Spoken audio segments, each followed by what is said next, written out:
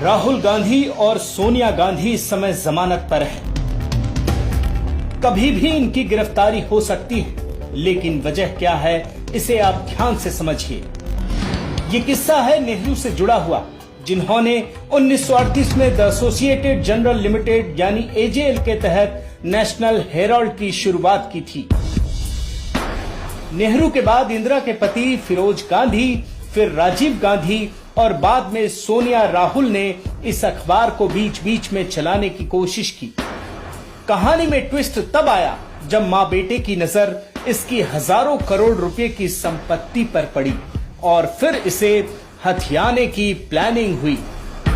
कांग्रेस ने national Herald को प्रकाशित करने के लिए जेल को कर्जा देना शुरू किया। ये कर्ज ब्याज मुक्त और सिक्योरिटी मुक्त था।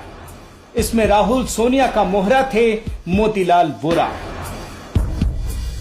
आपको आश्चर्य होगा कि कांग्रेस के कोषाध्यक्ष मोतीलाल वोरा ही एजेएल के अध्यक्ष और प्रबंध निदेशक थे। यानी कांग्रेस के मोतीलाल वोरा ने एजेएल के मोतीलाल वोरा को अखबार छापने के लिए कर्ज देना शुरू किया। 2010 में सोनिया राहुल को चिंता हुई कि एजेएल का कर्ज कांग्रेस को कौन चुकाए। इसके बाद 2010 में ही एक नई कंपनी बनाई गई, यंग इंडियन प्राइवेट लिमिटेड। इस कंपनी में सोनिया और राहुल की 76% हिस्सेदारी है, जबकि मोतीलाल वोरा और ऑस्कर फर्नांडिस की 24%। अब एजेएल के कांग्रेसी कर्ज चुकाने का ठेका यंग इंडियन ने ले लिया। इसके लिए यंग इंडियन ने कांग्रेस से ही कर्ज मांगा।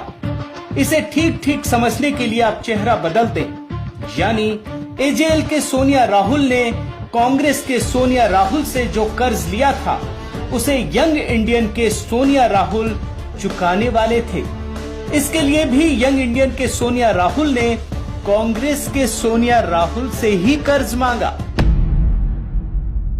ऐसा इसलिए कह रहा हूं क्योंकि इन सब के मालिक पहले नेहरू थे, फिर इंदिरा बनी, फिर सोनिया गांधी और अब राहुल गांधी हैं। एक बात और, आयकर विभाग की जांच में साफ हो गया है कि कांग्रेस ने कभी कोई कर्ज एजेएल को दिया ही नहीं।